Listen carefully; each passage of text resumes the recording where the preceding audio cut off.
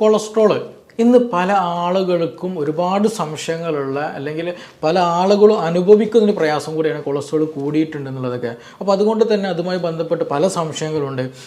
ഡോക്ടറെ, ഞാൻ കൂടുതൽ ഇറച്ചും മീനൊന്നും കഴിക്കുന്നില്ല, പക്ഷേ എന്നിട്ടും എനിക്ക് കൊളസ്ട്രോൾ വന്നു. ഞാൻ മുട്ട കഴിച്ചിട്ട് തന്നെ എത്ര കാലമായി, പക്ഷേ എനിക്ക് കൊളസ്ട്രോൾ വരുന്നുണ്ട്. അതെന്തുകൊണ്ടാണ് വരുന്നത്? അല്ലെങ്കിൽ ഞാൻ കൂടുതൽ എക്സസൈസ് ചെയ്യാറുണ്ട്, എനിക്ക് ടെൻഷനൊന്നുമില്ല, എന്നിട്ട് കൊളസ്ട്രോൾ കൂടുന്നുണ്ട്. അങ്ങനെയുള്ള പല സംശയങ്ങൾ. എന്തുകൊണ്ടാണ് ഈ കൊളസ്ട്രോൾ കൂടുന്നത്? അല്ലെങ്കിൽ അതുപോലെ തന്നെ കൊളസ്ട്രോൾ കൂടിക്കഴിഞ്ഞാൽ നമുക്ക് എങ്ങനെയാണ് നമ്മുടെ ശരീരം കാണിക്കുന്ന അടയാളങ്ങളൊക്കെ ഉണ്ടാക്കുക, എങ്ങനെ നമുക്കത് മനസ്സിലാക്കാൻ കഴിയും, ഏതൊക്കെ ടെസ്റ്റുകൾ നമുക്കതിൽ ചെയ്യാൻ പറ്റുമെന്നതിൽ പല സംശയങ്ങളുമായിട്ട് പലപ്പോഴും നമ്മൾ ദിനേന ക്ലിനിക്കിൽ വരുന്നൊരു പ്രശ്നമാണിത്. അപ്പോൾ ഇന്ന് നമ്മൾ ഡിസ്കസ് ചെയ്യാൻ പോകുന്നത് ഈ കൊളസ്ട്രോൾ എന്ന് പറയുന്നത് എന്താണ് സംഗതി, ഇത് നമ്മുടെ ശരീരത്തിൽ ഏതൊക്കെ സമയത്ത് എങ്ങനെയൊക്കെ കൂടുന്നുണ്ട്, ആർക്കൊക്കെ ഇത് വരാൻ സാധ്യതയുണ്ട്, ഈ കൊളസ്ട്രോൾ കൂടിയാൽ എന്തൊക്കെ അസുഖങ്ങളൊക്കെ വരുന്നതിനെ കുറിച്ച് നമ്മൾ ഡീറ്റെയിൽ ആയിട്ട് ഇവിടെ ഡിസ്കസ് ചെയ്യാൻ പോവുകയാണ്. എൻ്റെ പേര് doctor Siraj, medical officer, QNB hospital, Koduvally.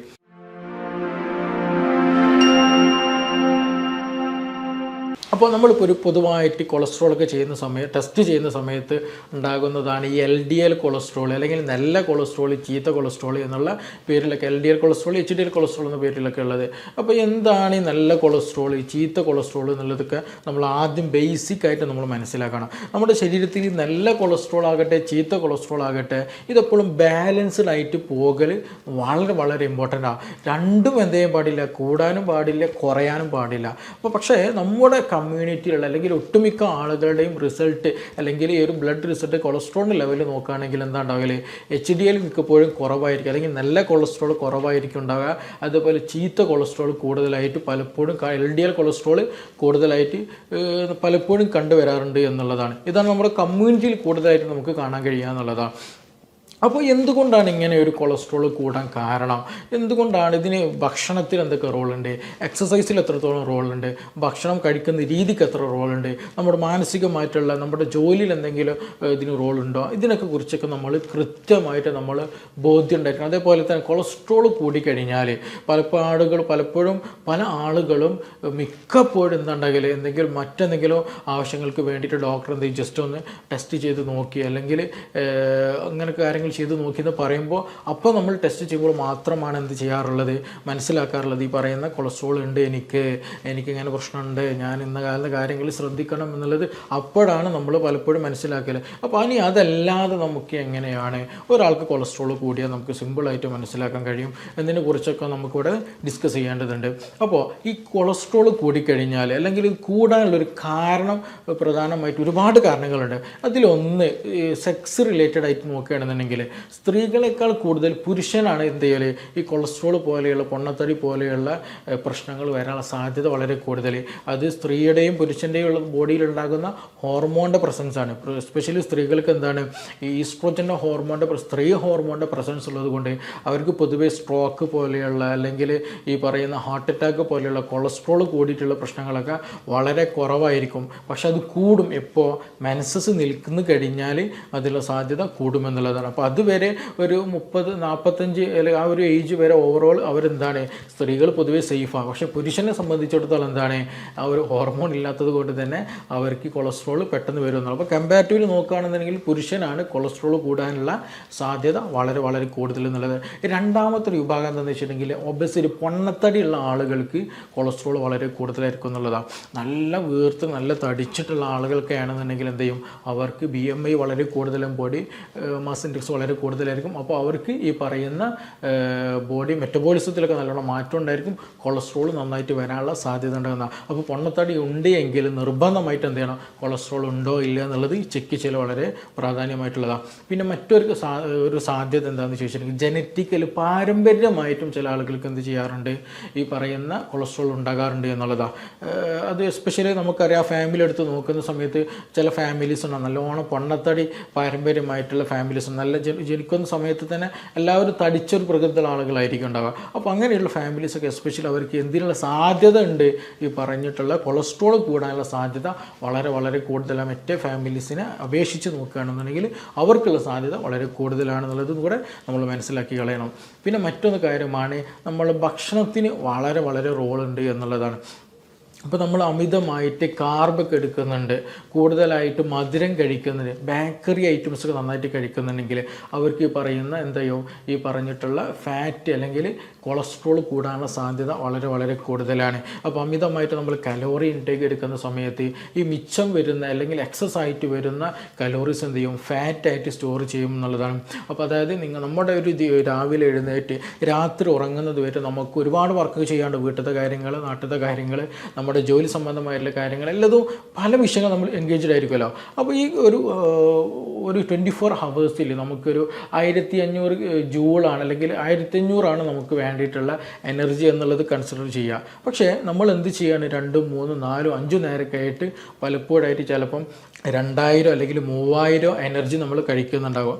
ഒന്നുകൂടെ മനസ്സിലാക്കുക, 1500 നമ്മുടെ ശരീരത്തിന് ഒരു ദിവസത്തിന് വേണ്ടതെന്ന് വെക്കുക. പക്ഷേ നമ്മൾ എത്രത്തോളം കഴിക്കുന്നുണ്ട് ഡബിൾ ചിലപ്പോൾ എന്ത് ചെയ്യും, നമ്മൾ കഴിക്കും അല്ലെങ്കിൽ അത് കൺസ്യൂം ചെയ്യും എന്നുള്ളതാണ്. അപ്പോൾ എന്താണ് അവിടെ സംഭവിക്കുന്നത്, അമിതമായിട്ട് നമ്മൾ കഴിക്കുന്നുണ്ട്, കുറച്ച് മാത്രം നമ്മൾ ഉപയോഗിക്കുന്നുള്ളൂ. അപ്പോൾ സ്വാഭാവികമായിട്ടും ആ അമിതമായിട്ട് വരുന്നത് എന്ത് ചെയ്യും, ശരീരം എസ്പെഷ്യലി ലിവർ അത് കൊളസ്ട്രോൾ ആയിട്ട് അല്ലെങ്കിൽ ഫാറ്റായിട്ട് നമ്മുടെ ശരീരത്തിൽ സ്റ്റോർ ചെയ്ത് വെക്കുക എന്നുള്ളതാണ്. അപ്പോൾ അങ്ങനെ വരുമ്പോഴാണ് മിക്ക ആളുകൾക്കും പൊണ്ണത്തടി, ഒബേസിറ്റി പോലെയുള്ള പ്രശ്നങ്ങൾ ഉണ്ടാകുന്നത്, അതേപോലെ തന്നെ കൊളസ്ട്രോൾ പോലെയുള്ള ഉണ്ടാകുന്നത്. അപ്പോൾ അമിതമായിട്ട് കാർബോഹൈഡ്രേറ്റ് എടുത്താലും ഈ പറഞ്ഞതുപോലെ എന്ത് സംഭവിക്കും, ഈ പറഞ്ഞ കൊളസ്ട്രോൾ കൂടുമെന്നുള്ളതാണ്. അവിടെയാണ് പോയിന്റ്. നമ്മൾ ഇറച്ചും മീനും മാത്രം നിർത്തിയതുകൊണ്ടായില്ല.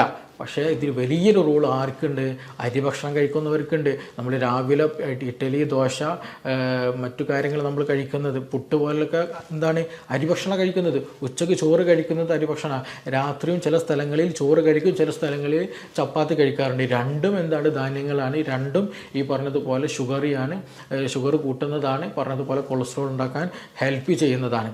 അപ്പോൾ ഈ ഒരു ഭക്ഷണശീലം ഉള്ളത് കൊണ്ട് തന്നെ ഇന്ന് കേരളത്തിൽ മിക്ക ആളുകൾക്കും കൊളസ്ട്രോൾ ഉണ്ട് എന്നുള്ളതാണ്. അതേപോലെ തന്നെ അതിൻ്റെ കൂടെ തന്നെ കിഴങ്ങ് വർഗ്ഗങ്ങൾ, കപ്പ പോലെയുള്ളത് കഴിക്കുകയാണെന്നുണ്ടെങ്കിൽ ഈ പറഞ്ഞതുപോലെ പെട്ടെന്ന് എന്ത് ചെയ്യും, ഷുഗറും കൂടും, ഈ പറഞ്ഞതുപോലെ കൊളസ്ട്രോളും കൂടും. അപ്പോൾ അവിടെ ഇറച്ചിയും മീനും മാത്രമല്ല, വെജ് കഴിച്ചാലും എന്ത് വരുന്നുണ്ട്, കൊളസ്ട്രോൾ കൂടുന്നുണ്ടെന്നുള്ളത് നിർബന്ധമായിട്ട് നമ്മൾ മനസ്സിലാക്കി കളയാം.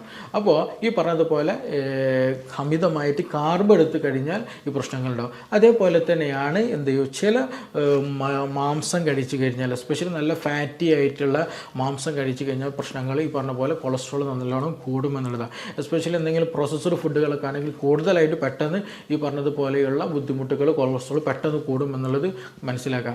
ചിക്കനൊക്കെ കഴിക്കുകയാണെന്നുണ്ടെങ്കിൽ എന്ത് ചെയ്യുക, നല്ല രീതിയിൽ പുഴുങ്ങിയിട്ട് നല്ല രീതിയിൽ കഴിക്കുകയാണെന്നുണ്ടെങ്കിൽ ഒരു പരിധി വരെ നമുക്ക് എന്ത് ചെയ്യുക, ഒരു സേഫ് സോൺ ആണെന്ന് പറയാൻ കഴിയും. പക്ഷേ അമിതമായിട്ട് കഴിച്ചാലും അതും മറ്റു പല പ്രയാസങ്ങൾ ഉണ്ടാക്കും എന്നുള്ളത് മനസ്സിലാക്കണം. അപ്പോൾ കൂടുതലായിട്ട് പ്രോസസ്ഡ് ഫുഡ് കഴിക്കുന്നതും കൂടുതലായിട്ട് ബീഫ് പോലെയുള്ള, പോർക്ക് പോലുള്ളത് കഴിച്ചാലും ഈ പറഞ്ഞതുപോലെയുള്ള കൊളസ്ട്രോൾ കൂടാനുള്ള സാധ്യത വളരെ കൂടുതലാണ്. അത് മാത്രമല്ല നമ്മളിത് കുക്കിങ് വളരെ ഇമ്പോർട്ടൻ്റാണ്. നമ്മൾ പലപ്പോഴും ചിക്കൻ ആകട്ടെ ബീഫാകട്ടെ കുക്ക് ചെയ്യുന്ന സമയത്ത് എന്ത് ചെയ്യും, നല്ലോണം ഓയിൽ ഉപയോഗിച്ച് നല്ലോണം കരിച്ച് പൊരിച്ചിട്ടൊക്കെ എന്ത് ചെയ്യും, ആ കളറും അതിൻ്റെ ഷേപ്പും അതിൻ്റെ രുചിയും എല്ലതും മാറ്റിയിട്ടുള്ളൊരു കഴിക്കലാണ് നമ്മൾ കഴിക്കുന്നത്. അൽഫാം ആകട്ടെ, ഷവായി ആകട്ടെ, മറ്റു ഏത് മാർഗത്തിലാണെങ്കിലും ശരി, കൂടുതൽ ഈ ഒരു ഓയിലി ആയിട്ടുള്ള ഫുഡ് കഴിക്കുമ്പോൾ അതും എന്ത് ചെയ്യുന്നുണ്ട്, അത് ഈ പറയുന്ന കൊളസ്ട്രോളിൻ്റെ എമൗണ്ട് കൂട്ടാനാണ് സഹായിക്കുന്നത്. അപ്പോൾ ആ കഴിക്കുന്ന രീതിയും വളരെ വളരെ ഇമ്പോർട്ടൻ്റ്. അപ്പോൾ കഴിക്കുകയാണെങ്കിൽ തന്നെ പരമാവധി കറി വെച്ചത്, കൂടുതൽ സ്പൈസസ് നടാത്തത്, നോർമലി ആയിട്ട് തന്നെ എന്ത് ചെയ്യുക, കഴിക്കാൻ ശ്രദ്ധിക്കുക എന്നുള്ളത്. അപ്പോൾ ഹൈ പ്രോസസ്സഡ് ആയിട്ടുള്ള ഇങ്ങനെയുള്ള ഫുഡുകളൊക്കെ എന്ത് ചെയ്യണം, നമ്മൾ നിർബന്ധമായിട്ട് ഒഴിവാക്കുക. ഷുഗറി ആയിട്ടുള്ളതും കാർബായിട്ടുള്ള കാര്യങ്ങളൊക്കെ നിർബന്ധമായിട്ട് ഒഴിവാക്കുക. അതൊക്കെ ഈ പറഞ്ഞതുപോലെ കൊളസ്ട്രോൾ നമുക്ക് വരുത്തും. ഡയറ്റിൽ ഈ ഒരു കാര്യങ്ങളൊക്കെ എന്ത് ചെയ്യണം, ഇങ്ങനെയൊക്കെ ഭക്ഷണം കഴിക്കുന്നവർക്കൊക്കെ കൊളസ്ട്രോൾ വരാൻ സാധ്യതയുണ്ട്. ഇനി മറ്റൊരു കാര്യമാണ് എക്സസൈസ് ചെയ്യാത്ത ആളുകൾ എന്നുള്ളത്. എസ്പെഷ്യലി ഇന്ന് കൂടുതൽ ആളുകൾ എന്താണ് ഈ സെഡൻറ്ററി ലൈഫ് നയിക്കുന്ന ആളുകൾ. സെഡൻറ്ററി ലൈഫ് എന്ന് വെച്ചിട്ടുണ്ടെങ്കിൽ നമ്മൾ കൂടുതൽ വ്യായാമങ്ങളൊന്നുമില്ല, കൈകാൽ അധ്വാനങ്ങളൊന്നും ഇല്ലാതെ, പണ്ട് കാലങ്ങളിൽ എന്ന് വെച്ചാൽ കൃഷിപ്പണികളും മറ്റു നാടൻ ജോലികളും കാര്യങ്ങളൊക്കെ എൻഗേജ് ചെയ്ത ആളുകൾ കൂടുതലായിരുന്നു. അപ്പോൾ അതുകൊണ്ട് തന്നെ ഈ പറയുന്ന എക്സസ് ആയിട്ടുള്ള കാർബൊന്നും അല്ലെങ്കിൽ എക്സസ് ആയിട്ടുള്ള എനർജി ഇല്ല അവർക്ക്. എത്രത്തോളം ഒരുപാട് എനർജി വേണം, ഒരുപാട് എനർജി എടുക്കുകയും ചെയ്യും, അത് യൂട്ടിലൈസ് ചെയ്യുകയും ചെയ്യും. ബോഡി ഒരിക്കലും എന്തെങ്കിലും എക്സസ് ആയിട്ടുള്ള കൂടുതലായിട്ട് വരുന്ന എനർജി സ്റ്റോർ ചെയ്യില്ല കഴിയില്ല എന്നുള്ളതുണ്ട്. പക്ഷേ ഇന്ന് അങ്ങനെയല്ല. ഇന്നെന്താ നമുക്ക് ഒരുപാട് സോഴ്സുകളുണ്ട്, ഫുഡിന് ഒരുപാട് സോഴ്സുകളുണ്ട്, ഒരുപാട് ഭക്ഷണം നമുക്ക് കിട്ടാനുണ്ട്. പക്ഷേ എന്തില്ല, എക്സസൈസ് വ്യായാമങ്ങൾ ഇല്ല നമ്മുടെ ലൈഫിൽ. കൂടുതൽ ആളുകൾ എന്താണ് ഓഫീസ് വർക്കുകൾ അല്ലാന്നുണ്ടെങ്കിൽ അങ്ങനെയുള്ള കാര്യങ്ങൾ ഇരുന്നിട്ട് കൂടുതൽ ജോലി ചെയ്യുന്ന, കൂടുതൽ കായികാധ്വാനം ഇല്ലാത്ത ജോലികളാണ് ഇന്ന് നമ്മുടെ സമൂഹത്തിൽ കൂടുതലായിട്ടുള്ളത്. അപ്പോൾ നമ്മൾ കൂടുതലായിട്ട് കാർബ് എടുക്കുന്നുണ്ടെങ്കിൽ കൂടുതൽ എനർജി എടുക്കുന്നുണ്ട്, ബട്ട് എന്താണ് ലെസ് വർക്കിംഗ് ആയിട്ടുള്ള അല്ലെങ്കിൽ ലെസ് മൂവ്മെൻ്റ് ആയിട്ടുള്ള ജോലികളാണ് നമ്മൾ ചെയ്തുകൊണ്ടിരിക്കുന്നത്. അപ്പോൾ അങ്ങനെ വരുമ്പോൾ സ്വാഭാവികമായിട്ടും ഈ സെഡൻറ്ററി ലൈഫ് കൂടിയത് കൊണ്ട് അങ്ങനെയും ഈ പറഞ്ഞതുപോലെ അടിവയറ്റിൽ കൊഴുപ്പ് വരിക, പൊണ്ണത്തടി കൂടുക, ഇൻസുലിൻ റെസിസ്റ്റൻസ് നിലവിടുക, ഇൻസുലിൻ സെൻസിറ്റിവിറ്റി കുറയുക, കൊളസ്ട്രോൾ പോലെയുള്ള പ്രശ്നങ്ങൾ വളരെ വലിയ രീതിയിൽ കൂടുമെന്നുള്ളതാണ്. അപ്പോൾ നമ്മൾ എപ്പോഴും എന്ത് ചെയ്യണം, ഈ സെഡൻറ്ററി ലൈഫുള്ള ആളുകളൊക്കെ ആണെന്നുണ്ടെങ്കിൽ കൂടുതലായിട്ട് ഇരുന്നിട്ടൊക്കെ ജോലി ചെയ്യുന്ന ആളുകളാണെങ്കിൽ ഇടയ്ക്കൊക്കെ ഒന്ന് എന്ത് ചെയ്യണം, LDL-ഉം HDL-ഉം എന്ത് ചെയ്യുക, ലിവർ ഫംഗ്ഷൻ ടെസ്റ്റൊക്കെ LFT ഒക്കെ ഒന്ന് ചെക്ക് ചെയ്ത് നോക്കുക. ഇടയ്ക്കൊന്ന് USG ഒക്കെ ഒന്ന് എടുത്ത് നോക്കുക, ഫാറ്റി ലിവറൊക്കെ ഉണ്ടോ എന്നുള്ളത് ചെക്ക് ചെയ്ത് നോക്കുന്നത് വളരെ ഗുണകരമായിട്ടുള്ളൊരു കാര്യമാണ്.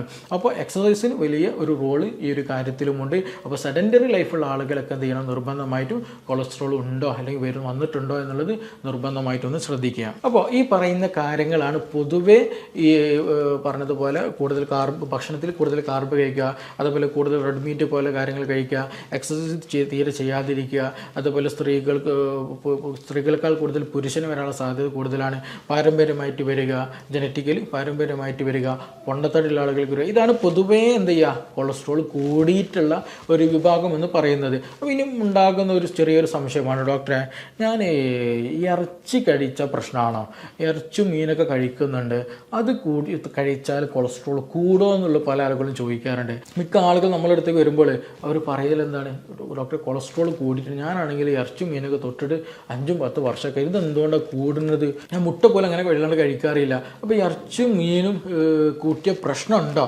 ചില ആളുകൾ പറയുന്നത് കുഴപ്പമുണ്ടെന്ന്, ചില ആളുകൾ കുഴപ്പമില്ല എന്ന് പറയുന്നുണ്ട്. അപ്പോൾ എന്തുകൊണ്ടാണ് ഇത് കഴിച്ചത് കൊണ്ട് എന്തെങ്കിലും പ്രശ്നം ഉണ്ടോ എന്നുള്ളത് പലപ്പോഴും പലപ്പോഴും ചോദിക്കുന്ന ഒരു കംപ്ലയിൻറ്റ് അല്ലെങ്കിൽ സംശയമാണ് ഇത് പറയുന്നത്. ഇറച്ചി മീനും കൂട്ടിയാൽ കൊളസ്ട്രോൾ കൂടുമോ അല്ലെങ്കിൽ കുറയോ നോർമലാവോ, എന്താ ചെയ്യേണ്ടതെന്നുള്ളത് നമ്മൾ ആദ്യം മനസ്സിലാക്കേണ്ടത്, ഇത് നമ്മൾ ഇറച്ചിയും മീനും നമ്മുടെ ശരീരത്തിന് വേണ്ട ഒരു സംഗതിയാണ്, അത് ഒഴിവാക്കേണ്ടതല്ല. അത് നമ്മുടെ ശരീരത്തിന് വേണ്ട പ്രോട്ടീൻ, അയൺ പോലെയുള്ളതൊക്കെ വളരെ ഇമ്പോർട്ടൻ്റ് ആയിട്ടുള്ള കണ്ടൻസുകൾ നമ്മുടെ വളർച്ചയ്ക്ക് വേണ്ടിയിട്ടുള്ളത് തരുന്നത് അല്ലെങ്കിൽ കിട്ടുന്നത് ഈ ഇറച്ചിയിലൂടെയൊക്കെ തന്നെയാണ്. അപ്പോൾ അത് നമ്മുടെ ദൈനംദിനം ഭക്ഷണത്തിൽ വേണ്ട ഒരു നിശ്ചിത എമൗണ്ട് വേണ്ട ഒരു സംഗതിയാണ് ഇറച്ചിയാകട്ടെ മീനാകട്ടെ എന്നുള്ളത്. അപ്പോൾ നമ്മളിത് കഴിക്കുമ്പോൾ എസ്പെഷ്യലി കൂടുതൽ കൊളസ്ട്രോൾ വരുന്നത് അമിതമായിട്ട് കൊഴുപ്പടങ്ങിയിട്ടുള്ള ഫാറ്റി ആയിട്ടുള്ള മീറ്റ് കഴിക്കുമ്പോൾ, എസ്പെഷ്യലി ഈ പറഞ്ഞിട്ടുള്ള ബീഫ് കഴിക്കുന്ന സമയത്തൊക്കെ മിക്ക ആളുകൾക്കും കൊളസ്ട്രോൾ കൂടാറുണ്ട്. അത് മാത്രമല്ല ചിക്കന് കമ്പാരിറ്റീവിൽ എന്താണ് ഏറ്റവും ബെറ്റർ, നല്ലൊരു ഓപ്ഷനാണ്. ഇനി അതൊന്നുമല്ല, നമ്മൾ ചില സോസേജുകളൊക്കെ ഉണ്ടാക്കുന്ന സമയത്ത് അല്ലെങ്കിൽ ഹോട്ട് ഡോഗ് എടുക്കുന്ന സമയത്ത് അതൊക്കെ എന്ത് ചെയ്യും, മറ്റു പല ബുദ്ധിമുട്ടുകളും പ്രശ്നങ്ങളൊക്കെ നയിക്കും എന്നുള്ളതാണ്. അപ്പോൾ നമ്മളിത് കഴിക്കുന്ന രീതിയും വളരെ ഇമ്പോർട്ടൻ്റ് ആണ്. ഞാൻ മുമ്പ് സൂചിപ്പിച്ചതുപോലെ നമ്മളിത് കഴിക്കുന്നത് നല്ലോണം വറുത്ത് നല്ലോണം പൊരിച്ച് കരിച്ച് മസാലയൊക്കെ പുരട്ടിയിട്ട് കഴിക്കുകയാണെന്നുണ്ടെങ്കിൽ എന്ത് ചെയ്യാണ്, അതൊന്നും കൂടെ അൺഹെൽത്തി ആയിട്ട് മാറുകയാണ്. നാവിന് രുചി ഉണ്ടാകും, പക്ഷെ അത് ശരീരത്തിൽ എന്താണ് ഹാനികരമായിട്ടാണ് ഇത് ബാധിക്കുക എന്നുള്ളതാണ്. അപ്പോൾ നമ്മൾ കഴിക്കുകയാണെന്നുണ്ടെങ്കിൽ എന്ത് ചെയ്യുക, ഈ നല്ല രീതിയിൽ തന്നെ ഫാറ്റൊക്കെ കുറവുള്ള ഭാഗങ്ങളെടുത്ത് കഴിക്കാൻ ശ്രദ്ധിക്കുക. കൂടുതൽ ഓയിലുകളൊന്നും ആഡ് ചെയ്യാതെ, കൂടുതൽ പ്രോസസ്സിങ് ചെയ്യാത്ത ഫുഡുകൾ അല്ലെങ്കിൽ പ്രോസസ്സ് ചെയ്യാത്ത ഭക്ഷണ പദാർത്ഥങ്ങൾ കഴിക്കാൻ ശ്രദ്ധിക്കുക. അതുപോലെ ചിക്കനൊക്കെ കമ്പാരിറ്റീവ്ലി കഴിക്കണം നല്ലതാണ്. പക്ഷേ ഇന്ന് നമ്മുടെ സൊസൈറ്റിയിൽ ഈ ഇത്രത്തോളം കൊളസ്ട്രോൾ കൂടാനുള്ളൊരു കാരണമായിട്ട് വലിയൊരു റോളായിട്ടുള്ള പാർട്ടായിട്ടുള്ള ഒരു സാധനം എന്താണെന്ന് ചോദിച്ചിട്ടുണ്ടെങ്കിൽ അത് കാർബ് തന്നെയാണ്. നമ്മൾ രാവിലെയും ഉച്ചക്കും വൈകുന്നേരം രാത്രിയും ഈ സമയത്ത് എടുക്കുന്ന എല്ലാ മധുരവും അല്ലെങ്കിൽ എപ്പോഴും കാർബ് കൂടിയിട്ടുള്ള കാർബ് റിച്ച് ആയിട്ടുള്ള ഡയറ്റാണ് നമ്മളിവിടെ ഫോളോ ചെയ്യുന്നത് കേരളത്തിൽ എസ്പെഷ്യലി. അപ്പോൾ അതുകൊണ്ട് തന്നെ ഇന്ന് സൊസൈറ്റിയിൽ കൊളസ്ട്രോൾ കൂടാനുള്ള വലിയൊരു റോള് വഹിക്കുന്നത് ഏതിന് തന്നെയാണ്, ഈ പറഞ്ഞിട്ടുള്ള അരി ഭക്ഷണങ്ങൾക്ക് തന്നെയാണ്. അപ്പോൾ അത് നിർബന്ധമായിട്ട് ഒഴിവാക്കുക. ചെറിയ എമൗണ്ട് ഈ പറഞ്ഞിട്ടുള്ള ഇറച്ചി മീനും എടുത്തത് കൊണ്ട് എന്ത് ചെയ്യില്ല, ഫാറ്റൊന്നും വലിയ രൂപത്തിൽ കൂടില്ല. അതേസമയം നിങ്ങൾക്ക് നല്ലോണം രീതിയിൽ കൊളസ്ട്രോളൊക്കെ ഉണ്ട് എങ്കിൽ എന്ത് ചെയ്യണം, നിർബന്ധമായിട്ടും ഈ പറഞ്ഞിട്ടുള്ള റെഡ് മീറ്റുകളൊക്കെ നിർബന്ധമായിട്ട് ഒഴിവാക്കണമെന്നാണ് ഏറ്റവും ഗുണകരമായിട്ടുള്ളത്. അതല്ല എനിക്ക് ഒരു 25 അല്ലെങ്കിൽ 30 ഏജ്, കൊളസ്ട്രോൾ കാര്യങ്ങളൊന്നും ഇല്ല, പക്ഷേ എനിക്കൊരു ഭാവിയിലേക്ക് എനിക്ക് ശ്രദ്ധിക്കേണ്ടതുണ്ട്, അങ്ങനെയൊക്കെയുള്ള ആളുകളാണ് എന്ത് ചെയ്യുക, കാർബ് കംപ്ലീറ്റ് കട്ട് ചെയ്യുക, ഇറച്ചി മീനും കഴിക്കുക. അതുകൊണ്ട് എന്ത് ചെയ്യില്ല, കൂടുതലായിട്ട് കൊളസ്ട്രോൾ ഒന്നും കൂടില്ല എന്നുള്ളത് തന്നെയാണ്. പക്ഷേ എന്ത് ചെയ്യണം, നമ്മൾ നിർബന്ധമായിട്ടും വീണ്ടും ചെക്ക് ചെയ്തുകൊണ്ടിരിക്കണം. കാരണം മറ്റു ഓപ്ഷൻസുകൾ അവിടെ ഉണ്ട്. എന്ത് ഫാമിലി ആയിട്ട്, ജനറ്റിക്കലി ആയിട്ട് ഒബേസിറ്റി കൂടുമ്പോൾ, എക്സസൈസ് കുറയുമ്പോൾ, അത് കാരണമായിട്ടൊക്കെ എന്ത് ചെയ്യാം, ഈ പറഞ്ഞ ഫാറ്റ് അല്ലെങ്കിൽ കൊളസ്ട്രോൾ കൂടാൻ സാധ്യതയുണ്ട്. അപ്പോൾ എല്ലാ ഭാഗവും നമ്മൾ എന്ത് ചെയ്യാൻ ശ്രദ്ധിച്ച് പരിപാലിച്ചിട്ട് തന്നെ നമ്മൾ മുന്നോട്ട് കൊണ്ടുപോകണം. അപ്പോൾ ചുരുക്കി പറഞ്ഞാൽ നമുക്ക് എന്ത് ചെയ്യാം, ഇറച്ചും മീനൊക്കെ കഴിക്കുകയും ചെയ്യുക, പക്ഷേ മറ്റുള്ള കാര്യങ്ങളൊക്കെ എന്ത് ചെയ്യണം, നമ്മൾ നിർബന്ധമായിട്ട് ശ്രദ്ധിക്കുകയും ചെയ്യുക, ഇടയ്ക്ക് ചെക്ക് ചെയ്യുക എന്നുള്ളതാണ്. ഇനി മറ്റൊരു പൊതുവായിട്ടുള്ള സംശയമാണ്, ഡോക്ടറെ മുട്ട കഴിക്കുന്നത് പ്രശ്നമാണോ എന്നുള്ളത്. മുട്ട കഴിച്ചാൽ കൊളസ്ട്രോൾ കൂടുമോ എന്നുള്ളത് പലപ്പോഴും ചോദിക്കുന്നൊരു സംഗതിയാണ്. ആക്ച്വലി മുട്ട നമുക്കൊരു മോഡറേറ്റ് എമൗണ്ട്, ഒരു 1-2 എന്ത് ചെയ്യുക, ദിവസം കഴിക്കേണ്ടതാണ്, കഴിക്കാൻ ശ്രദ്ധിക്കേണ്ടതാണ്. കാരണം അത് ഈ നേരത്തെ പറഞ്ഞതുപോലെ ഇറച്ചിയെ പോലെ തന്നെ നമ്മുടെ ബോഡിക്ക് ആവശ്യമുള്ളതായിട്ടുള്ള ഒരുപാട് നല്ല കണ്ടൻറ്റുകൾ അല്ലെങ്കിൽ ഒരുപാട് മിനറൽസുകൾ, പ്രോട്ടീൻസുകളൊക്കെ ലഭിക്കുന്നത് ഈ പറയുന്ന മുട്ടയിലൂടെയൊക്കെ തന്നെയാണ്. അപ്പോൾ നമ്മുടെ ഭക്ഷണശീലങ്ങളിൽ എന്ത് ചെയ്യുക, ഒരു നിശ്ചിത എമൗണ്ട് മുട്ട നമ്മളൊന്നും കഴിക്കുക. അതേസമയം അമിതമാക്കാതെ എന്ത് ചെയ്യണം, എപ്പോഴും മുട്ട കഴിക്കുന്ന, കൂടുതൽ എമൗണ്ട് കഴിക്കുന്ന ശീലം ഉണ്ടെങ്കിൽ അത് നിർബന്ധമായിട്ടും കൊളസ്ട്രോൾ ഉണ്ടാക്കാനുള്ള സാധ്യത വരുത്തും എന്നുള്ളത് മനസ്സിലാക്കണം. അപ്പോൾ അത് നിർബന്ധമായിട്ട് അവോയ്ഡ് ചെയ്യാം. അപ്പോൾ അത് മുട്ട കഴിക്കുന്നുണ്ടെങ്കിൽ തന്നെ എന്ത് ചെയ്യുക, കൂടുതലായിട്ട് 3 കഴിക്കുന്നുണ്ടെങ്കിൽ അല്ലെങ്കിൽ കൂടുതലായിട്ട് കഴിക്കുന്നുണ്ടെങ്കിൽ നിർബന്ധമായിട്ട് ശ്രദ്ധിക്കുക, ഈ പറഞ്ഞിട്ടുള്ള അതിൻ്റെ യെല്ലോ പാർട്ട് ഒഴിവാക്കിയിട്ട് പ്രോട്ടീൻ പാർട്ട് മാത്രം കോൺസെൻട്രേറ്റ് ചെയ്യാനും കൂടെ ഒന്ന് ശ്രദ്ധിക്കുക എന്നുള്ളത്. അപ്പോൾ മുട്ട കഴിക്കാം, അതിൽ പ്രശ്നമൊന്നുമില്ല, പക്ഷേ ഒരു നിശ്ചിത എമൗണ്ട് മാത്രം കഴിക്കാൻ പരമാവധി ശ്രദ്ധിക്കുക എന്നുള്ളതാണ്. ഇനി അതല്ല ഡോക്ടറെ, നിങ്ങൾക്ക് നല്ലോണം കൊളസ്ട്രോളൊക്കെ കൂടി ഒരു 300 കൊളസ്ട്രോൾ ഉണ്ട് എന്നുണ്ടെങ്കിൽ ഒരിക്കലും എന്ത് ചെയ്യുക, നിങ്ങൾ മുട്ട ഒഴിവാക്കുന്നതാണ് ഏറ്റവും ഗുണകരമായിട്ടുള്ള കാര്യം. പക്ഷേ നിങ്ങൾ നോർമലി ഹെൽത്തിയാണ്, ഭാവിയിലേക്ക് എനിക്ക് കൊളസ്ട്രോൾ വരും എന്നുള്ള സംശയം അല്ലെങ്കിൽ കൊളസ്ട്രോൾ വരാതെ നോക്കണമെന്നൊക്കെ ഉണ്ടെങ്കിൽ നിങ്ങൾക്ക് എന്ത് ചെയ്യാം, നോർമലായിട്ട് 1-2 മുട്ട ദിവസം കഴിക്കുന്നത് കൊണ്ട് അതുമൂലം എന്ത് ചെയ്യില്ല, കൊളസ്ട്രോൾ വരാനുള്ള സാധ്യതകളൊന്നുമില്ല. പക്ഷേ എന്ത് ചെയ്യണം, ഞാൻ നേരത്തെ പറഞ്ഞതുപോലെ ബാക്കിയുള്ള എല്ലാ കാര്യങ്ങളും നമ്മൾ കാർബ് എടുക്കുന്നതോ എക്സസൈസ് ചെയ്യുന്നതോ മറ്റു കാര്യങ്ങളോ എല്ലാം എന്ത് ചെയ്യണം, നമ്മൾ അതിൻ്റെ കൂടെ തന്നെ നോക്കണം. അത് വളരെ ഇമ്പോർട്ടൻ്റ്. അപ്പോൾ മുട്ട കഴിച്ചത് കൊണ്ട് മാത്രം വരില്ല. പക്ഷേ എന്തുണ്ട്, ഒരുപാട് ഓൾറെഡി കൊളസ്ട്രോളൊക്കെ ഉള്ള ആളുകളാണെങ്കിൽ മുട്ട ഒഴിവാക്കുന്നതാണ് നല്ലത്. ഇനി നിങ്ങൾ കഴിക്കണമെന്നുണ്ടെങ്കിൽ നിർബന്ധമായിട്ട് എന്ത് ചെയ്യും, ഒരു മുട്ടയൊക്കെ കഴിക്കുക, 1-2 കഴിക്കുക, പക്ഷേ അതിന് വൈറ്റ് പാർട്ട് മാത്രം കഴിക്കുക, യെല്ലോ പാർട്ട് ഒഴിവാക്കാൻ ശ്രദ്ധിക്കുക. അപ്പോൾ മുട്ടയുടെ കാര്യം ഇങ്ങനെയാണ്. നേരത്തെ ഇറച്ചിയുടെ കാര്യം നമ്മൾ നേരത്തെ പറയുകയുണ്ടായി. അപ്പോൾ ഇത് രണ്ടും പൊതുവായിട്ട് ചോദിക്കുന്ന ഒരു ക്വസ്റ്റ്യനുകളാണ്. ഇനി മറ്റൊരു ചോദ്യമാണ്, ഡോക്ടർ ഈ കൊളസ്ട്രോൾ കൂടിക്കഴിഞ്ഞാൽ സ്ട്രോക്ക് വരുമോ അല്ലെങ്കിൽ ഹാർട്ട് അറ്റാക്ക് വരുമോ എന്നുള്ളത്. ഇപ്പോൾ ഞാൻ നേരത്തെ പറഞ്ഞിരുന്നു, നമ്മുടെ ചുറ്റുപാടിൽ ഏറ്റവും കൂടുതൽ കണ്ടുവരുന്ന കംപ്ലയിൻ്റ് ആണ് എന്താണ്, LDL കൊളസ്ട്രോൾ കൂടുക എന്നുള്ളത്. അപ്പോൾ അതുകൊണ്ട് തന്നെ കൊളസ്ട്രോൾ കൂടിയെന്ന് കണ്ടാൽ അടുത്ത ചോദ്യം എന്താണ്, അല്ലെങ്കിൽ അടുത്തൊരു പ്രശ്നം അല്ലെങ്കിൽ ഒരു ടെൻഷനാണ് എന്ത്, നമുക്ക് സ്ട്രോക്ക് വരുമോ അല്ലെങ്കിൽ ഹാർട്ട് അറ്റാക്ക് പെട്ടെന്ന് ഡെഡായി പോകുന്ന അല്ലെങ്കിൽ അറ്റാക്ക് വരുന്നൊരവസ്ഥ വന്നു പോകുമോ എന്നുള്ളത്. അപ്പോൾ നമ്മൾ ആദ്യം മനസ്സിലാക്കേണ്ടത്, ഈ കൊളസ്ട്രോൾ ബ്ലഡിൽ കൂടിക്കഴിഞ്ഞാൽ, LDL കൊളസ്ട്രോൾ നന്നായിട്ട് കൂടിക്കഴിഞ്ഞാൽ നമ്മുടെ ബോഡിയിൽ ഉണ്ടാകുന്ന അല്ലെങ്കിൽ നമ്മുടെ ബോഡിയിലുള്ള രക്തക്കുഴലുകളിൽ ഇൻഫ്ലമേഷൻ നല്ലോണം കൂടും എന്നുള്ളതാണ്. പെട്ടെന്ന് എന്ത് ചെയ്യും, അവിടെ ഇൻഫ്ലമേഷനുകളും അവിടെ ചെറിയ രൂപത്തിൽ ക്ലോട്ടിങ്ങുകളൊക്കെ ഫോം ചെയ്യും. ഈ ചെറിയ രൂപത്തിലുള്ള ചെറിയ വെസലുകളൊക്കെ എസ്പെഷ്യലി എന്ത് ചെയ്യും, പെട്ടെന്ന് എൻഡോത്തീലിയൽ റീജിയനിലൊക്കെ ഇൻഫ്ലമേഷൻ വന്നിട്ട് അവിടെ ക്ലോട്ടിങ് ഫോം ചെയ്യും. അവിടെ എന്ത് ചെയ്യും, ഫാറ്റ് അക്യുമുലേറ്റ് ചെയ്തിട്ട് ക്ലോഗ് പോലെ അവർക്ക് രക്തം കട്ട പിടിക്കുന്ന അവസ്ഥ വരും. അപ്പോൾ അങ്ങനെ ഒരു ടെൻഡൻസി വന്നു കഴിഞ്ഞാൽ എന്ത് സംഭവിക്കാം, ബ്ലോക്ക് പോലെയുള്ള പ്രശ്നങ്ങൾ ഉണ്ടാകാമെന്നുള്ളതാണ്. അപ്പോൾ ഇത് ചിലപ്പോൾ നമ്മുടെ തൈ മസിൽസിലോ അല്ലെങ്കിൽ ലെഗിലൊക്കെ ആയിരിക്കും ചില ആളുകൾക്ക് ഈ പറഞ്ഞിട്ടുള്ള എന്തെങ്കിലും ക്ലോട്ടിംഗ് ഒക്കെ ഉണ്ടാകാനുള്ള സാധ്യത കൂടുതലായിട്ട് ഉണ്ടാവുക. ചില ആളുകൾക്ക് എന്ത് ചെയ്യും, ഹാർട്ടിൻ്റെ ഉള്ളിൽ തന്നെ ചെറിയ രക്തക്കുഴലുകളൊക്കെ ഉണ്ടാകും. അപ്പോൾ ആ രക്തക്കുഴലുകളൊക്കെ എന്ത് ചെയ്യും, ഈ പറഞ്ഞതുപോലെ അവിടെ ചെറിയ ഇൻഫ്ലമേഷൻ വരും. നമ്മുടെ രക്തക്കുഴലിൻ്റെ ഏറ്റവും ഉള്ളിലുള്ള ലെയറിന് ചെറിയ ഇൻഫ്ലമേഷൻ വന്നിട്ട് അവിടെ ചെറിയൊരു മുറിവ് പോലെയൊക്കെ ഫോം ചെയ്തിട്ട് അവിടെ രക്തം എന്ത് ചെയ്യും, നമ്മൾ ഇങ്ങനെ കട്ട പിടിച്ചിട്ട് ഫാറ്റൊക്കെ അക്യുമുലേറ്റ് ചെയ്തിട്ട് ഒരു ഉണ്ട പോലെ അല്ലെങ്കിൽ ഒരു ബോൾ പോലെ രൂപാന്തരപ്പെടും. പിന്നീട് ചില ആളുകൾക്ക് എന്ത് ചെയ്യും, ഈ കാലിലൊക്കെ ചില ആളുകൾക്ക് രൂപാന്തരപ്പെടും. പക്ഷേ അത് നമ്മൾ എക്സസൈസ് ചെയ്യുകയോ അല്ലെങ്കിൽ മസാജൊക്കെ ചെയ്യുന്ന സമയത്ത് എന്ത് ചെയ്യും, അത് അവിടെ നിന്ന് ഡിറ്റാച്ച് ചെയ്ത് പോകും. അതായത് അവിടെ നിന്ന് വേർപെട്ടിട്ട് ആ ഒരു ബോൾ പോലെയുള്ള സ്ട്രക്ചർ എന്ത് ചെയ്യും, നമ്മുടെ ബ്ലഡിലൂടെ പാസ് ചെയ്തിട്ട് ചിലപ്പോൾ എന്ത് ചെയ്യും, ബ്രെയിനിലൊക്കെ പോയിട്ട് ബ്ലോക്ക് ചെയ്യും. അപ്പോഴാണ് മിക്ക ആളുകൾക്ക് സ്ട്രോക്ക് സംഭവിക്കുക എന്നുള്ളത്. കാരണം നമ്മുടെ ബ്രെയിനിലൊക്കെ വളരെ മുടിയുടെ നാരിനേക്കാൾ ചെറിയ തരത്തിൽ വരുന്ന അല്ലെങ്കിൽ അതിനോട് സാമീപ്യമുള്ള ആ ഒരു സൈസിൽ വരുന്ന രക്തക്കുഴലുകളൊക്കെ ഒരുപാടുണ്ട്. അപ്പോൾ അതിലൊക്കെ എന്ത് ചെയ്യും, ഇത് ഈ ഒരു പറയുന്ന നമ്മുടെ തുടയിലോ മറ്റേതെങ്കിലും ശരീരഭാഗങ്ങളിലൊക്കെ ഉണ്ടാകുന്ന ബ്ലഡ് ക്ലോട്ട് ഡിറ്റാച്ച് ചെയ്തിട്ട് ആ ഒരു ബ്ലഡിന് ഒരു ഉണ്ട അവിടുന്ന് പോന്നിട്ട് എന്ത് ചെയ്യും, ഈ പറഞ്ഞിട്ടുള്ള ബ്രെയിനിലോ അല്ലെങ്കിൽ ചിലപ്പോൾ ഹാർട്ടിൽ തന്നെ അവിടെ പോയിട്ട് അക്യുമുലേറ്റ് ചെയ്തിട്ട് അവിടെ ബ്ലോക്ക് ആക്കി കളയും. അപ്പോൾ അങ്ങനെ വരുമ്പോൾ ആ ഒരു ഭാഗത്തേക്കുള്ള സർക്കുലേഷനൊക്കെ പ്രശ്നമാക്കി കളയും. പെട്ടെന്ന് ശരീരം കുഴയുക, സ്ട്രോക്കിൻ്റെ പ്രശ്നങ്ങളൊക്കെ വന്നു പോകാറുണ്ട്. അപ്പോൾ അതുമൂലം ഈ പറഞ്ഞതുപോലെ എംബോളിസം എന്നൊക്കെ പറയാറുണ്ട്. അപ്പോൾ അങ്ങനെയുള്ള കണ്ടീഷനുകൾക്ക് വരാനുള്ള സാധ്യത വളരെ വളരെ കൂടുതലാണ്. അതേപോലെ തന്നെ ഹൃദയ സംബന്ധമായിട്ടുള്ള അറ്റാക്കുകൾ, പെട്ടെന്ന് സ്ട്രോക്ക് വരുന്ന കണ്ടീഷനുകളൊക്കെ ഈ കൊളസ്ട്രോൾ വന്നു കഴിഞ്ഞാൽ കൂടാനുള്ള സാധ്യത വളരെ കൂടുതലാണ്. അപ്പോൾ ഇത് ഉണ്ടാകാനുള്ള പ്രധാന റീസൺ എന്ന് പറയുന്നതും ഈ പറഞ്ഞിട്ടുള്ള LDL കൊളസ്ട്രോൾ കൂടുക, അതുപോലെ ഇൻസുലിൻ റെസിസ്റ്റൻസ് കൂടുക, ഇൻസുലിൻ സെൻസിറ്റിവിറ്റി കൂടുക. അപ്പോൾ നമ്മുടെ ശരീരത്തിൽ എപ്പോഴും കൊളസ്ട്രോൾ കൂടുതലും അതുപോലെ ഇൻസുലിൻ സെൻസിറ്റിവിറ്റി ഒക്കെ കുറഞ്ഞു കഴിഞ്ഞാൽ ഇൻഫ്ലമേഷൻ പെട്ടെന്ന് ഉണ്ടാകും, നമ്മുടെ ശരീരത്തിന് പല ഭാഗങ്ങളിലുണ്ടാകും. ഈ ഷുഗറുള്ള ആളുകൾക്ക് നമ്മൾ ശ്രദ്ധിച്ചിട്ടുണ്ടെങ്കിൽ പെട്ടെന്ന് അവർക്ക് ക്ഷീണം, അസുഖങ്ങൾ ഇങ്ങനെ വന്നുകൊണ്ടേയിരിക്കും. കാരണം അതിൽ ബോഡി ഇമ്മ്യൂണിറ്റി കുറയാണ്, അതുപോലെ തന്നെ ഇൻഫ്ലമേഷൻ വരാനുള്ള ടെൻഡൻസി വളരെ കൂടുതലാണ്. അപ്പോൾ അത് വരും, ഹീൽ ചെയ്യും, വീണ്ടും വരും, ഹീൽ ചെയ്യും, അങ്ങനെ ഉണ്ടാവുക. അപ്പോൾ ഈ പറഞ്ഞതുപോലെ LDL കൊളസ്ട്രോൾ കൂടിക്കഴിഞ്ഞാൽ എന്ത് ചെയ്യും, രക്തക്കുഴലുകളിൽ കട്ടകൾ അല്ലെങ്കിൽ അതിറോസ്ക്ലിറോസിസ് വരാനുള്ള സാധ്യത വളരെ കൂടുതലാണ്. ബ്ലഡ് സർക്കുലേഷൻ അത് നെഗറ്റീവായിട്ട് ബാധിക്കും, ഹൃദയ സംബന്ധമായ പ്രയാസങ്ങളുണ്ടായിരിക്കും, സ്ട്രോക്ക് പോലെയുള്ള സാധ്യത വളരെ വളരെ കൂടുതലാണ്. അപ്പോൾ നിങ്ങൾ ഈ LDL കൊളസ്ട്രോൾ കൂടി എന്നത് കൊണ്ട് എന്ത് ചെയ്യേണ്ട, ടെൻഷൻ അടിക്കേണ്ടതില്ല. പക്ഷേ അതേസമയം തീർച്ചയായിട്ടും ശ്രദ്ധ ചെലുത്തണം.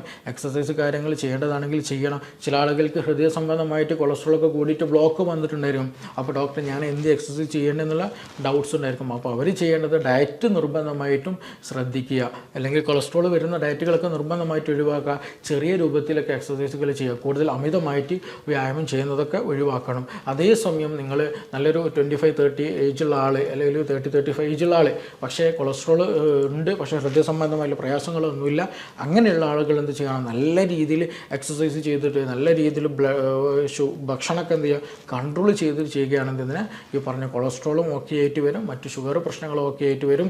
ഈ പറഞ്ഞ ക്ലോട്ട് അല്ലെങ്കിൽ സ്ട്രോക്ക് ഒക്കെ ഉണ്ടാകാനുള്ള സാധ്യത നല്ലോണം കുറയും എന്നുള്ളതാണ്. അപ്പോൾ അങ്ങനെയുള്ള ആളുകൾ ആ ഒരു ഓപ്ഷൻ കൂടെ എടുക്കുക എന്നുള്ളതാണ്. അപ്പോൾ ഈ പറഞ്ഞ കാര്യങ്ങളൊക്കെയാണ് പൊതുവായിട്ട് നമ്മുടെ കമ്മ്യൂണിറ്റിയിൽ ഉണ്ടാകുന്ന ചില സംശയങ്ങൾ. അപ്പോൾ ഇതിൻ്റെ ഒരു വലിയൊരു ഫാക്ടർ നമ്മൾ എടുത്ത് നോക്കുകയാണെന്നുണ്ടെങ്കിൽ ഇതിൽ വലിയൊരു അല്ലെങ്കിൽ വലിയൊരു പ്രശ്നക്കാരൻ എന്താണെന്ന് ചോദിച്ചിട്ടുണ്ടെങ്കിൽ നമ്മുടെ ഈറ്റിംഗ് എന്നുള്ള ഒരു പാർട്ടാണ് ഇതിൽ വലിയൊരു ഫാക്ടറായിട്ടുള്ളത്. നമ്മൾ അമിതമായിട്ട് അല്ലെങ്കിൽ കൂടുതൽ എക്സസൈസ് ചെയ്യേണ്ടി വരുന്നത് തന്നെ എപ്പോഴാണ്, ഈ കൂടുതലായിട്ട് കൊളസ്ട്രോൾ അല്ലെങ്കിൽ കൂടുതലായിട്ട് പൊണ്ണത്തടി അല്ലെങ്കിൽ കൂടുതൽ ഷുഗർ വരുന്നത് കാരണമായിട്ടാണ് നമ്മൾ എക്സസൈസിൽ പോലും കൂടുതൽ നമ്മൾ ശ്രദ്ധ കൊടുക്കേണ്ടി വരുന്നത്, കൂടുതലായിട്ട് ശ്രദ്ധ കൊടുക്കേണ്ടി വരും. വളരെ ഇമ്പോർട്ടൻ്റ് ആണ് കൂടുതലായിട്ട് ശ്രദ്ധ കൊടുക്കേണ്ടി വരുന്നത്. അപ്പോൾ അങ്ങനെയുള്ള ആളുകളോടാണ് കൂടുതൽ ഡോക്ടേഴ്സ് പറയുന്നത്, നിങ്ങൾ നിർബന്ധമായിട്ടും എക്സസൈസ് ചെയ്യണം, രാവിലെ ചെയ്യണം, വൈകുന്നേരം ചെയ്യണം, അതിങ്ങനെയൊക്കെ ചെയ്യണം എന്നുള്ളതൊക്കെ ഡീറ്റെയിൽ ആയിട്ട് പറയാനും കാരണം അതുകൊണ്ടാണ്. അപ്പോൾ ഈറ്റിംഗ് എന്നുള്ളതാണ് ഇതിൽ വലിയൊരു ഫാക്ടറായിട്ടുള്ളത്. ഇന്ന് നമ്മുടെ വീട്ടിലുള്ള കുട്ടികളുടെ അവസ്ഥ പോലെ എടുത്ത് നോക്കുകയാണെങ്കിൽ എപ്പോഴും കാർബ് അല്ലെങ്കിൽ മധുരം കൂടുതലായിട്ട് കഴിക്കുന്ന ടെൻഡൻസിയാണ്. കരിച്ചതാകട്ടെ, പൊരിച്ചതാകട്ടെ, ബേക്കറി ഐറ്റം ആകട്ടെ, മിഠായി ആകട്ടെ, ഇങ്ങനെയുള്ള സംഗതികളാണ് കൂടുതലായിട്ട് നമ്മൾ കഴിക്കുന്ന അല്ലെങ്കിൽ ആ ഒരു ശീലമുള്ളത്. അപ്പോൾ ആ ഒരു ഈറ്റിംഗ് ടെൻഡൻസി നമ്മൾ നിർബന്ധമായിട്ടും ഒഴിവാക്കാൻ തന്നെ ശ്രദ്ധിക്കണം. ആ ഈറ്റിംഗ് ടെൻഡൻസിയിൽ നമ്മൾ നല്ലൊരു മാറ്റം വരുത്തൽ വളരെ വളരെ ഇമ്പോർട്ടൻ്റ് ആണ്. അത് എന്തൊക്കെയാണെന്ന് ചോദിച്ചിട്ടുണ്ടെങ്കിൽ നമ്മൾ നേരത്തെ പറഞ്ഞതുപോലെ ലീഫി വെജിറ്റബിൾസ് നല്ലോണം കഴിക്കുക, അതുപോലെ നല്ല കാർബുകൾ എന്ത് ചെയ്യുക, നല്ല ലിമിറ്റഡ് ആക്കുക, നല്ല പ്രോട്ടീനുകൾ കഴിക്കുക, നല്ല ഫാറ്റുകൾ കഴിക്കുക, ഇങ്ങനെയുള്ള കാര്യങ്ങൾ ശ്രദ്ധിക്കുക എന്നുള്ളതാണ്. പിന്നെ ഒന്ന് ശ്രദ്ധിക്കേണ്ടത് സമയത്തിന് ഫുഡ് കഴിക്കുക എന്നുള്ളതാണ്. അതേപോലെ ലിമിറ്റഡ് ആയിട്ട് മാത്രം കഴിക്കുക. ഒരു പ്ലേറ്റ് ഫുഡ് കൊണ്ടുവന്നാൽ ആ പ്ലേറ്റ് എല്ലാതും നിങ്ങൾ കഴിക്കണം എന്നുള്ള ടെൻഡൻസി ഒന്നുമില്ല, അത് നിങ്ങൾക്ക് ആവശ്യമുള്ളത് മാത്രം എടുത്താൽ മതി. അപ്പോൾ അങ്ങനെയൊക്കെ ടെൻഡൻസികൾ അല്ലെങ്കിൽ അങ്ങനെയുള്ള ശീലങ്ങൾ നമ്മൾ കൊണ്ടുവരാൻ പരമാവധി ശ്രദ്ധിക്കുക എന്നുള്ളത്. പിന്നെ അതേപോലെ തന്നെ TV കണ്ടിട്ട്, മൊബൈൽ ഫോൺ നോക്കിയിട്ട് അല്ലെങ്കിൽ മറ്റെന്തെങ്കിലും റീഡിങ് ചെയ്തിട്ട് ഈറ്റിംഗ് ചെയ്യുന്നൊരു ശീലങ്ങളുണ്ടെങ്കിൽ അത് നിർബന്ധമായിട്ട് ഒഴിവാക്കണം. കാരണം നമ്മളത് വീഡിയോ കണ്ടിട്ട് നമ്മളിങ്ങനെ കഴിച്ചുകൊണ്ടിരിക്കുകയാണ്, അല്ലെങ്കിൽ റീഡിങ് ചെയ്തിട്ടുണ്ട്, മറ്റെന്തെങ്കിലും പ്രവൃത്തി ചെയ്തുകൊണ്ട് നമ്മൾ ഭക്ഷണം കഴിക്കുകയാണെന്നുണ്ടെങ്കിൽ നമ്മൾ അമിതമായിട്ട് ഭക്ഷണം കഴിച്ചു പോകും, നമ്മൾ അറിയാണ്ട് കഴിച്ചു പോകും.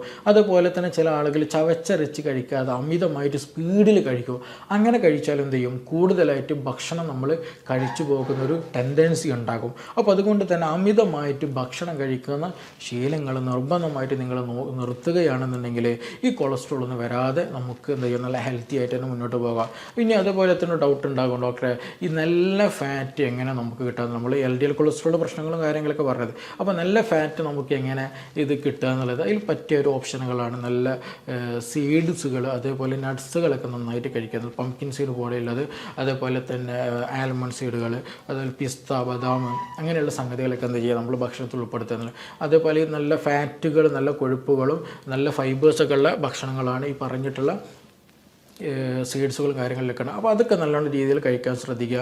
അതുപോലെ തന്നെ നല്ല ഫിഷ് നമ്മൾ കഴിക്കുക, മത്തി പോലെ, സാൽമൺ പോലെ ഫിഷുകൾ കഴിക്കുക. അപ്പോൾ നല്ല omega-3 പോലെയുള്ള നമ്മൾ ആൻറ്റി ഇൻഫ്ലമേറ്ററി ആയിട്ട് ആക്ട് ചെയ്യുന്ന നല്ല ബോഡി മെക്കാനിസം, ഇമ്മ്യൂണിറ്റി ഒക്കെ കൂട്ടാൻ ഹെൽപ്പ് ചെയ്യുന്ന നല്ല കൊളസ്ട്രോളൊക്കെ എന്ത് ചെയ്യും ഈ പറഞ്ഞതുപോലെയുള്ള ഭക്ഷണ പദാർത്ഥങ്ങൾ നമുക്ക് കിട്ടും. അപ്പോൾ അതൊക്കെ കഴിക്കുമ്പോൾ നമ്മുടെ ഹാർട്ടിൻ്റെ ഹെൽത്ത് കൂടുകയാണ്. LDL വരുമ്പോൾ എന്താണ്, കാർബും ഇതൊക്കെ കഴിക്കുമ്പോൾ നമ്മുടെ ഹെൽത്ത് അൺഹെൽത്തി കണ്ടീഷനിലേക്കാണ് എത്തുക, അനാരോഗ്യകരമായിട്ടുള്ള കണ്ടീഷനിലേക്ക് എത്തുക. പക്ഷേ അതേസമയം നമ്മൾ ആവശ്യത്തിന് ഈ പറഞ്ഞതുപോലെയുള്ള നല്ല ഫാറ്റുകൾ എടുക്കുകയാണെന്നുണ്ടെങ്കിൽ ഹെൽത്തി ആയിട്ടുള്ള ഇമ്മ്യൂണിറ്റി കൂട്ടുന്ന അവസ്ഥയിലേക്ക് നമ്മുടെ ബോഡി എത്തിക്കുക എന്നുള്ളതാണ്. അപ്പോൾ നല്ല ഫാറ്റുകളായിട്ടുള്ള നല്ല ഫിഷുകൾ, നല്ല സീഡ് ഓയിലുകൾ, അതുപോലെ അവക്കാഡോ അത് നല്ല ഫാറ്റാണ്, അത് നന്നായിട്ട് കഴിക്കാൻ ശ്രദ്ധിക്കുക. അതുപോലെ കമ്പാരിറ്റീവ്ലി ഒലീവ് ഓയിൽ നല്ലൊരു ഫാറ്റായിട്ട് വരുന്നതൊക്കെയാണ്. അപ്പോൾ ഇതെല്ലാം ലിമിറ്റഡ് ആയിട്ട് ഒരു നമ്മൾ ഡെയിലി കൺസ്യൂം ചെയ്യുകയാണെന്നുണ്ടെങ്കിൽ നമ്മുടെ ഇമ്മ്യൂണിറ്റി കൂട്ടാനും ഇൻഫ്ലമേറ്ററി ആക്ഷൻസ് ഒക്കെ കുറയ്ക്കാനും നല്ല ഹീലിംഗ് പ്രോസസ്സൊക്കെ കൂട്ടാനൊക്കെ നന്നായിട്ട് ഹെൽപ്പ് ചെയ്യും. അതുപോലെ ഒരുപാട് ഫിഷ് ഓയിൽ സപ്ലിമെൻറ്റ്സും കാര്യങ്ങളൊക്കെ നമുക്കത്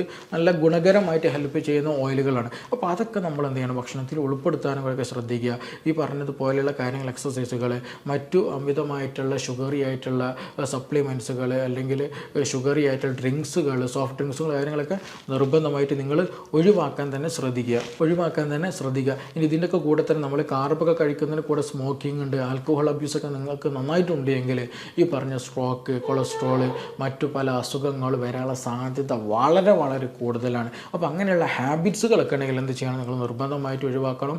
ഇല്ല എങ്കിൽ പെട്ടെന്നുള്ള മരണത്തിന്, പെട്ടെന്നുള്ള സ്ട്രോക്ക് വന്നിട്ടുള്ള കുഴഞ്ഞു പോകുന്ന അവസ്ഥ ഇന്ന് നമ്മുടെ കമ്മ്യൂണിറ്റി വളരെ വളരെ കൂടുതലാണ്. അപ്പോൾ ഇതിനുള്ള സാധ്യതകളൊക്കെ ഉണ്ടാകാനുള്ള പ്രധാന റീസൺ എന്ന് പറയുന്നത് ഇതുപോലെയുള്ള ശീലങ്ങളാണ്. അപ്പോൾ ആ ശീലങ്ങൾ നമ്മൾ മാറ്റിയിട്ട് എന്ത് ചെയ്യണം, മുന്നോട്ട് പോകണം. അപ്പോൾ ഡോക്ടറെ ഇതിലൊരു കാര്യം കൂടി സൂചിപ്പിക്കേണ്ടതുണ്ട്. പല ആളുകളും ചോദിക്കുന്നതാണ്, ഈ കൊളസ്ട്രോൾ വന്നാൽ നമുക്ക് എങ്ങനെ മനസ്സിലാക്കാൻ കഴിയുമെന്നുള്ളത്.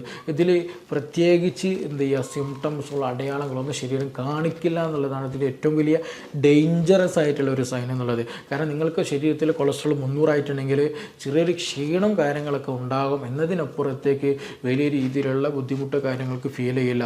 നിങ്ങൾക്ക് ചിലപ്പോൾ ഒരു നെഞ്ഞുവേദന വന്നു, അല്ലാന്നുണ്ടെങ്കിൽ വേറെ എന്തെങ്കിലും ഒരു ഇൻഫെക്ഷൻ, എന്തെങ്കിലും വേറെ എന്തെങ്കിലും ഇൻഫ്ലമേഷൻ വന്ന സമയത്ത് ചിലപ്പോൾ ഡോക്ടർ നിങ്ങളൊന്ന് ബ്ലഡ് ഒന്ന് ടെസ്റ്റ് ചെയ്യണം, അല്ലെങ്കിൽ ലിവർ ഫംഗ്ഷൻ ഒന്ന് ടെസ്റ്റ് ചെയ്യണം.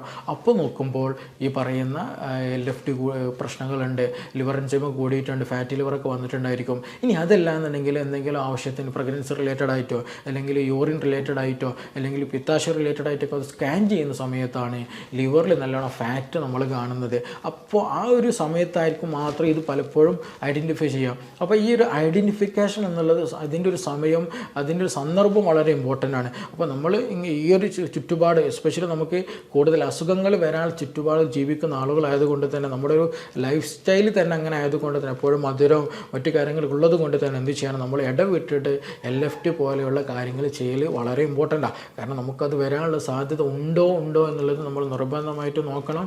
എത്രത്തോളം വരുന്നുണ്ട് ശ്രദ്ധിക്കണം. അതിനനുസരിച്ചിട്ടുള്ള മാറ്റങ്ങൾ നമ്മുടെ ലൈഫ് സ്റ്റൈലും കൊണ്ടുവരണം. അപ്പോൾ അങ്ങനെയുള്ള കാര്യങ്ങൾ ശ്രദ്ധിച്ചാൽ എന്ത് ചെയ്യാം, നമുക്ക് കൊളസ്ട്രോൾ സംബന്ധമായിട്ടുള്ള പ്രശ്നങ്ങൾ നമുക്ക് കംപ്ലീറ്റ് മാറ്റാനും പറ്റും. നല്ല ഹെൽത്തി ആയിട്ട് തന്നെ നമുക്ക് ജീവിക്കാനും പറ്റുമെന്നുള്ളതാണ്. അപ്പോൾ ഇത് ഒരു ലൈഫ് സ്റ്റൈൽ ചേഞ്ച് നമ്മൾ കൊണ്ടുവരണം. അങ്ങനെ ഒരു ചേഞ്ച് കൊണ്ടുവന്നാൽ നമ്മുടെ ആയുർദൈർഘ്യം കൂടുകയും ചെയ്യും, അസുഖമില്ലാതെ നമുക്ക് ജീവിക്കാൻ കഴിയുമെന്നുള്ളതാണ്. അപ്പോൾ ഇനിയും ഇതുമായി ബന്ധപ്പെട്ട് കൊളസ്ട്രോൾ മാറ്റാനുള്ള വേറെ എന്തെങ്കിലും മാർഗ്ഗങ്ങളോ അല്ലെങ്കിൽ മറ്റെന്തെങ്കിലും പ്രശ്നങ്ങളൊക്കെ ഉള്ള ആളുകൾക്ക് എന്തെങ്കിലും കൂടുതൽ അറിയണമെന്നുണ്ടെങ്കിൽ താഴെ തന്നിട്ടുള്ള നമ്പറിൽ ബന്ധപ്പെടാവുന്നതാണ്. നമുക്കിനി മറ്റൊരു വിഷയവുമായി ബന്ധപ്പെട്ടിട്ട് വീണ്ടും കാണാം. Thank you.